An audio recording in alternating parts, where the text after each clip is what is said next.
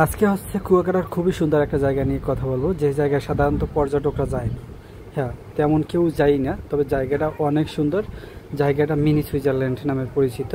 তো আপনারা যদি বাইক নিয়ে যান, বিচের পাড় দিয়ে বাইক নিয়ে যাইতেই আপনি গঙ্গামতিতে এইরকম একটা সুন্দর সমুদ্র সৈকত পাবেন, সুন্দর একটা দৃশ্য উপভোগ করতে পারবেন। এবং মিনি সুইজারল্যান্ড যে জায়গাটা, কুয়াকাটাতে একবার সবচাইতে বড় যে ঝাউবনটা, সেটা হচ্ছে কুয়াকাটা মিনি সুইজারল্যান্ডে এরকম অনেক বড় বড় ঝাউ গাছ দেখতে পারবেন। এবং আপনারা যখন গঙ্গামতি থেকে যাবেন, এরকম প্রচুর পরিমাণে ঝিনুক পাবেন। এটা ঝিনুক বিচ নামেও পরিচিত এবং খুবই সুন্দর একটা জায়গা। এবং সবচাইতে বড় ঝাউবনটাই হচ্ছে সেই মিনি সুইজারল্যান্ড যাইতে বাঁচবে। তো এই জায়গায় দেখতেই পাচ্ছেন আমার পিছনে কিন্তু অনেক বড় একটা ঝাউবন। কুয়াকাটাতে টোটাল 4টা ঝাউবন আছে। 4টা ঝাউবনের ভিতরে শুধু এই ঝাউবনটাই অনেক বড়। এবং আপনারা যাওয়ার পথে এরকম সুন্দর সুন্দর দৃশ্য উপভোগ করতে পারবেন। দেখতেই পাচ্ছেন এটা কিন্তু একবার সমুদ্র সৈকতের ভিতরে খুবই সুন্দর একটা জায়গা উপভোগ করতে পারবেন আপনারা। তো আপনারা হচ্ছে এরকম খুবই সুন্দর একটা জায়গা উপভোগ করতে পারবেন।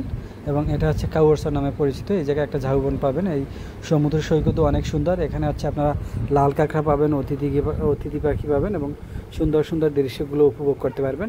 তবে হ্যাঁ, মিনি সুইজারল্যান্ডের ভিডিওটাও আমি দিয়ে দিব।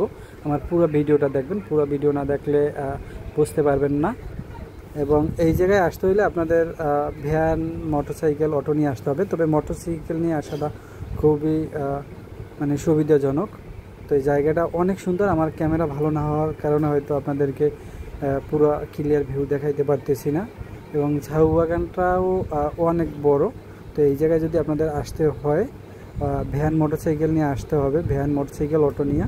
তবে এই যে দেখতেই পাচ্ছেন কত সুন্দর জায়গাটা। তবে এই জায়গাটা হচ্ছে ধানের মৌসুমে, যখন ধান হয় তখন আরও সুন্দর লাগে।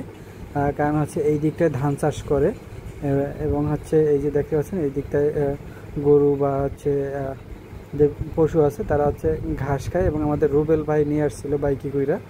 তো আপনারা যদি গঙ্গামতি হয়ে আসেন, এরকম একটা নদী পার হইতে হবে।